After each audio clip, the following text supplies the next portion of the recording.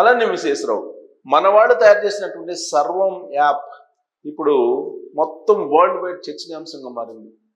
సర్వం ఎడ్జ్ పేరుతో ఒక స్పెట్స్ని ఏఐ టెక్నాలజీ తోటి తయారు చేశారు మన వాళ్ళు. అది ఇప్పుడు ప్రపంచవ్యాప్తంగా గూగుల్ తోటి కూడా పోటీ పడుతుంది, మెటా తోటి పోటీ పడుతుంది. ఆ సర్వం యాప్ టెక్నాలజీ తోటి తయారు చేసినటువంటి ఏఐ స్పెట్స్ పెట్టుకుంటే కనుక మీరు ఇంగ్లీష్ ఆర్టికల్స్ చదివినప్పుడు ఆటోమేటిక్గా మీకు కావాల్సినటువంటి భాషలోకి మారిపోతుంది.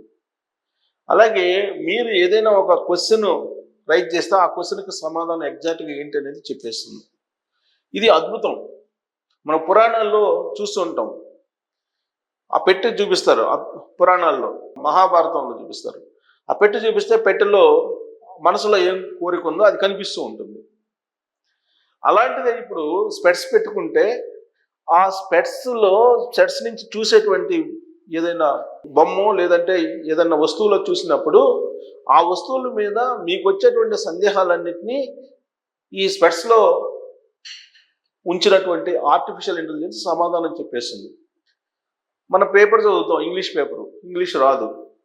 దాన్ని ఇమీడియట్గా మనకు కావాల్సినటువంటి భాషలో ఇండియన్ లాంగ్వేజెస్, ప్రాంతీయ భాషలు ఏవైతే ఉన్నాయో ఆ ప్రాంతీయ భాషలు దేంట్లోనైనా కానీ ట్రాన్స్లేట్ చేసి మనకి చదివేటప్పుడే మనకి అర్థమవుతుంది, ట్రాన్స్లేట్ చేసి చూపిస్తుంది.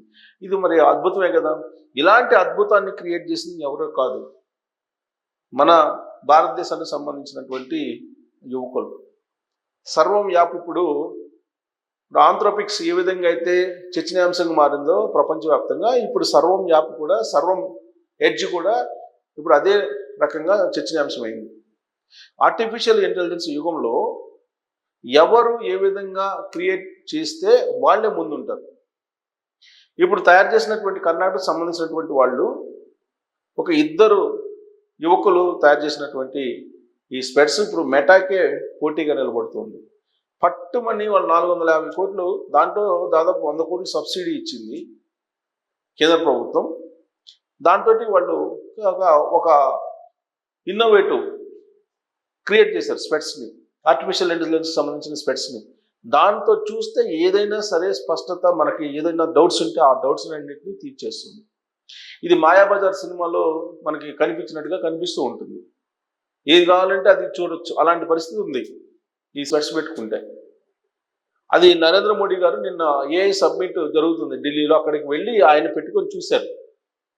ఆ ఏఐ సబ్మిట్కి ప్రపంచవ్యాప్తంగా ఉన్నటువంటి 20 దేశాలకు సంబంధించినటువంటి ఐటీ దిగ్గజాలు, అలాగే ఆ దేశాలకు సంబంధించిన అధినేతలు, పారిశ్రామికవేత్తలు, వాణిజ్యవేత్తలు, ఏఐ సైంటిస్టులు వీళ్ళందరూ హాజరయ్యారు దాంట్లో.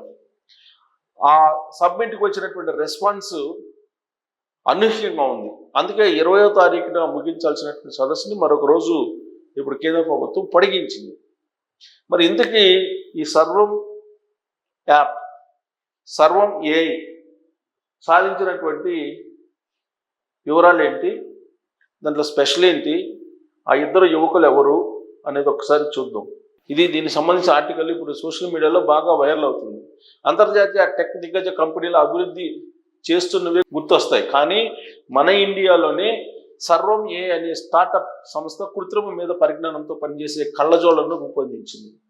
బెంగళూరు చెందిన ఆ స్టార్టప్ సంస్థ సర్వం కేజ్ పేరిట రూపొందించిన ఏఐ గ్లాసెస్ ఢిల్లీలో, సర్వం కేజ్ దాని పేరు, ఢిల్లీలో జరుగుతున్న ఏఐ సబ్మిట్లో ప్రధాన ఆకర్షణగా మారాయి. ప్రధాని మోడీ ఆ కళ్ళజోడును ధరించి ఆసక్తిగా దాని వివరాలను అడిగి తెలుసుకున్నారు. ఆ ఫోటోను సంస్థ సహా వ్యవస్థాపకుడు ప్రత్యూష్ కుమార్ తన ఎక్స్ ఖాతాలో పోస్ట్ చేశారు. ఈ కళ్ళజోడును మొదటిసారి పెట్టుకుని ప్రయత్నించింది ప్రధాని మోడీ అని పేర్కొన్నారు. దాన్ని డిజైన్ చేసింది, తయారు చేసింది భారత్లోనే అని, దాంట్లో ఉన్న కృత్రిమ మీద కూడా భారతదేశాన్ని స్పష్టం చేశారు. ఈ కళ్ళజోడు ప్రత్యేకతల విషయానికి వస్తే అది ఎదురుగా ఉన్న దృశ్యాలను చూసి అర్థం చేసుకోగలదు, కావాలంటే ఆ దృశ్యాలను రికార్డు కూడా చేయగలదు. మనం అడిగిన ప్రశ్నలు అర్థం చేసుకుని స్పందించి సమాధానం ఇవ్వగలదు. మనం అడిగిన సమాచారాన్ని నెట్లో వెతికి చెప్పగలదు.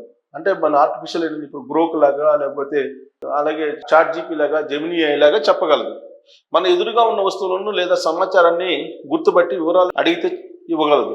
అన్నిటికంటే ముఖ్యంగా పలు భారతీయ భాషలను అప్పటికప్పుడే మనకు కావాల్సిన భాషలకు అనువదించగలదు. ఉదాహరణకు ఈ కళ్ళజోడు ధరించి మనం చెన్నైకు, కోయంబత్తూరుకు వెళ్ళాలనుకోండి, అక్కడ వాళ్ళు మాట్లాడే తమిళ భాషను ఎంచక్కా మన తెలుగులోకి మార్చి వినిపిస్తుంది.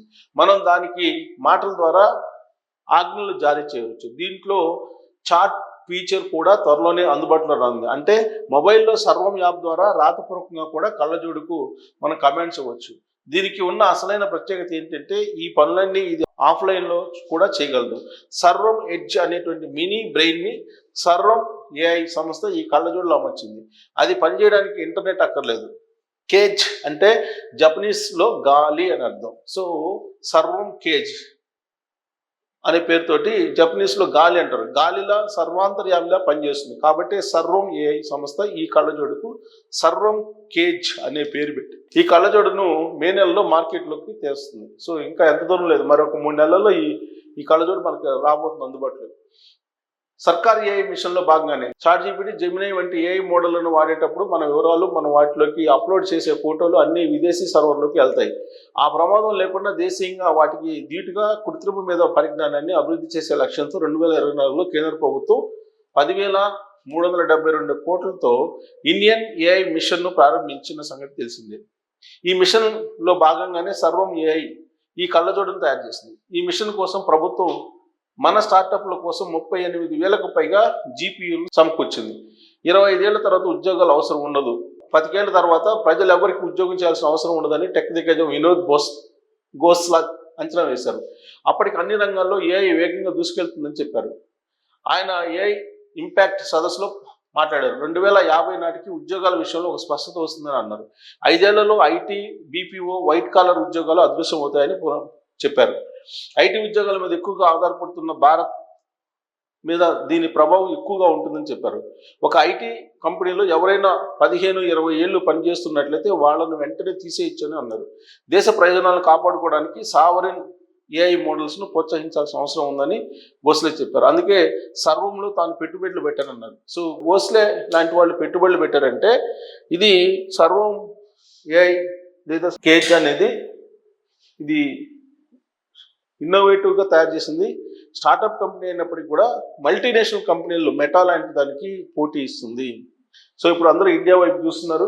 నరేంద్ర మోడీ గారు ఇప్పుడు ఆర్టిఫిషియల్ ఇంటెలిజెన్స్ సబ్మిట్ పెట్టడం ద్వారా ప్రపంచానికే ఇప్పుడు భారతదేశం ఒక హబ్గా మారుతుంది ఆర్టిఫిషియల్ ఇంటెలిజెన్స్కి.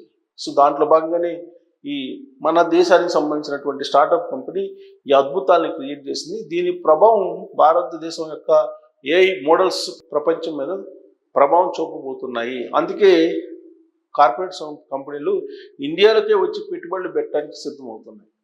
ఇలాంటి డెవలప్మెంట్ చూసిన తర్వాత రాబోయే రోజుల్లో ఏం జరగబోతుంది అనేది మీరు ఎక్స్పెక్ట్ చేయొచ్చు. Thank you.